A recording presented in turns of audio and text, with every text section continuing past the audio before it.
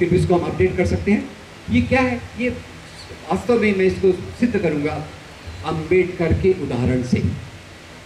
अंबेडकर ने आज़ादी के आंदोलन के दौरान दलितों के लिए, लोकतांत्रिक मूल्यों के लिए बहुत सारे आंदोलन किए, बहुत सारी किताबें लिखी, बहुत सारे जन आंदोलन किए, लोगों को सामने लेके गए। उसमें 3 चीज़ों का मैं उल्लेख करूंगा, पूरे विस्तार में नहीं जाऊंगा। एक उनका आंदोलन था 14 तालाब का। क्यों था? कि दलितों को भी सार्वजनिक जगहों पर पानी पीने का अधिकार होना चाहिए, उसके लिए आंदोलन था। उसी के साथ कालाराम मंदिर का आंदोलन उन्होंने किया। जैसे आजकल बम्बई में और महाराष्ट्र में जगह जगह महिलाएं आंदोलन कर रही हैं, मंदिर पे जाने का अधिकार, दरगाहों पे जाने का अधिकार, अंबेडकर जी ने दलितों के मंदिर के प्रवेश का अधिकार की बात की। और उसी के साथ जब इनके अनुभवों के साथ उन्होंने एक किताब को जलाया। कौन सी किताब को जलाया? उस किताब का नाम है मनुस्मृति। मनुस्मृति को जलाते समय डॉक्टर अंबेडकर कहते हैं, मनुस्मृति में शूद्र और स्त्रियों की गुलामी के कानून दिए हैं, ये कानून मुझे मंजूर नहीं है, इसलिए मैं इस किताब को जला रहा हूँ। और वही डॉक्टर अंबेडकर बाद में जाकर भारतीय संविधान की ड्राफ्टिंग कमेटी के अध्यक्ष बनते हैं। ये उभरते वर्गों का एक स्वरूप दिया मैंने। और डूबते वर्गों की जब मैं बात करूंगा तो मैं एक व्यक्ति का उदाहरण दूंगा जो आरएसएस के सरल संघ चालक थे। उनका नाम था के सुदर्शन। सन 2000 में वो आरएसएस के मुखिया बने और आरएसएस के सरल संघ चालक बनने के बाद उन्होंने 2 बातें कही। पहली बात कही कि भारतीय संविधान विदेशी मूल्यों पे बना है। मैं ये बात को क्लियर कर दूं, विदेशी और आधुनिक में फर्क होता है। लिबर्टी, इक्वालिटी, फ्रेटर्निटी, स्वतंत्रता, समता, बंधुता, ये आधुनिक मूल्य हैं जो औद्योगिक समाज में एक जुड़े हुए होते हैं। तो इन्होंने कहा ये विदेशी मूल्य है, इनको फेंक दिया जाना चाहिए और ऐसे मूल्यों को ले आना चाहिए जो भारतीय धर्म ग्रंथों के आधार पे बने हैं। और ये बात बार बार आती है, भारतीय संविधान को कैसे बदला जाए, कैसे उसके प्रियम्बल को बदला जाए, कैसे उसके प्रोविजंस को बदला जाए, ये बात बार बार आती है। तो ये 2 विरोधाभासी राजनीतियाँ जो चल रही हैं, उसके आधार पे राष्ट्रवाद को हमको समझने की कोशिश करना पड़ेगा। एक भारतीय राष्ट्रवाद जो स्वतंत्रता, समता, बंधुता, जिसका प्रतिबिंब भारतीय संविधान में मिलता है, और दूसरा वो राष्ट्रवाद जो पुराने धर्म ग्रंथों के मूल्यों को लेकर चलना चाहता है, जो जन्मजात ऊंच नीच को लेकर चलना चाहता है। ये दोनों के बीच में गहरा अंतर्विरोध है और यही अंतर्विरोध हमको पिछले 2 साल से ज़्यादा गहराई से दिख रहा है। और इस गहराई की जो मैंने किताब में काफ़ी चीज़ें दी हैं इसके बारे में कि भारत हिंदू राष्ट्रवाद का आखिरी एजेंडा क्या है।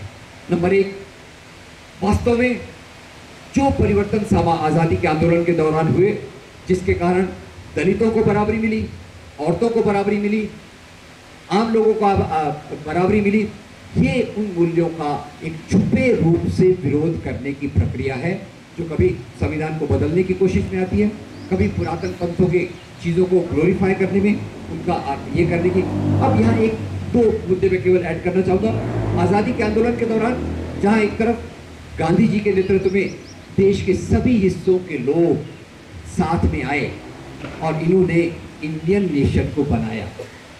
भारतीय राज्य जो बना, भारतीय इंडियन नेशन जो बना, वो दैवी डिवाइन प्रोसेस के कारण नहीं बना, वो लोगों के उस आंदोलन के कारण बना जो उन्होंने अंग्रेज़ों के खिलाफ छेड़ा, जो उन्होंने समता, आज़ादी, बराबरी के लिए छेड़ा। ये प्रक्रिया एक तरफ थी। हिंदू राष्ट्रवाद, मुस्लिम राष्ट्रवाद, इन दोनों ने यहाँ की जो कम्युनल हिस्टोरियोग्राफी, यानी अंग्रेज़ों ने लोगों में फूट डालो और राज करो के नीति के चलते जो एक इतिहास की समझ चलाई थी, उस समझ को लेकर इन्होंने, मुस्लिम लीग ने मुसलमान राजाओं को महान बताया, हिंदू महासभा आरएसएस ने मुसलमान राजाओं को, इस्लाम को भारत का सबसे बड़ा समस्या बनाया और यहाँ से लोगों के बीच में मन मुटाव, डिवीजन बढ़ने की कोशिश की गई। इसके लिए बहुत सारे मुद्दों का इस्तेमाल किया गया। मुख्य बात यह है कि डूबते वर्ग के संगठनों ने लोगों से जुड़े हुए सवालों को कभी नहीं उठाया। रोजी रोटी, कपड़ा, बिजली, सड़क, मकान, पानी, नौकरी वगैरह वगैरह के सवाल नहीं आए। उनके सवाल क्या रहे?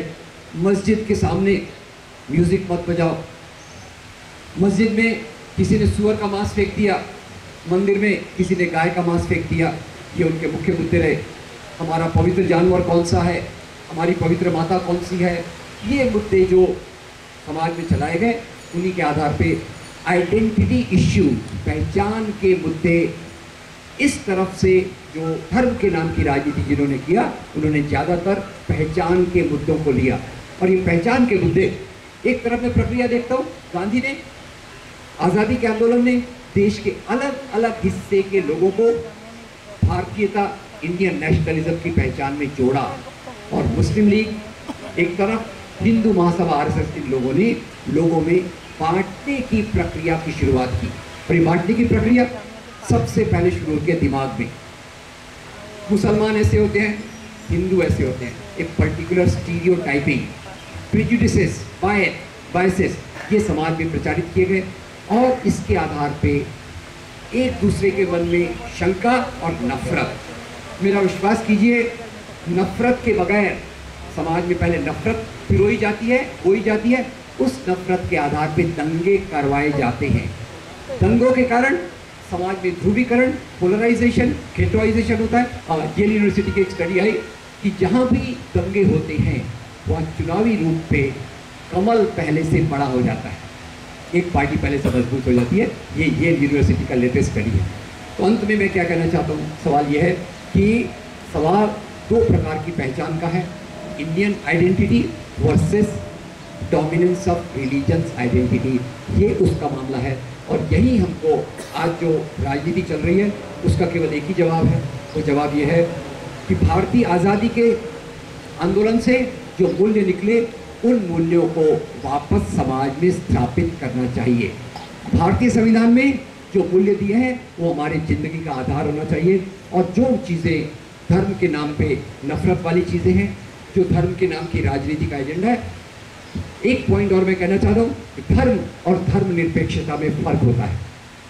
एक जगह देखिए, मौलाना अबुल कलाम आज़ाद को एक महान मुसलमान, पर उन्होंने कभी मुस्लिम राष्ट्र की बात नहीं की। दूसरी तरफ देखिए गांधी को, एक महान हिंदू, पर उन्होंने कभी हिंदू राष्ट्र की बात नहीं की। उसके उलट हिंदू राष्ट्र के विचारधारा को मानने वाले व्यक्ति ने उनकी हत्या की। तो ये धर्म और धर्म के नाम की राजनीति का फर्क है। धर्म गांधी है, राजनीति गोडसे है। ये एक मोटे तौर का फार्मूला मेरी समझ के लिए ठीक है। तो दोस्तों, इसी के साथ मैं आपसे अपील करता हूँ कि आज हम बहुत कठिन दौर में गुजर रहे हैं, जहाँ भारतीय राष्ट्रवाद की कल्पना को एक बहुत खराब तरीके से उस पर आक्रमण हो रहा है, और धर्म के नाम के राष्ट्रवाद को बढ़ाया जा रहा है। ज़रूरत है फिर से भारतीय राष्ट्रवाद के मूल्यों को, मानवता के मूल्यों को, मानवाधिकार के मूल्यों को समाज में लाके आगे विकास के रास्ते को प्रशस्त करना।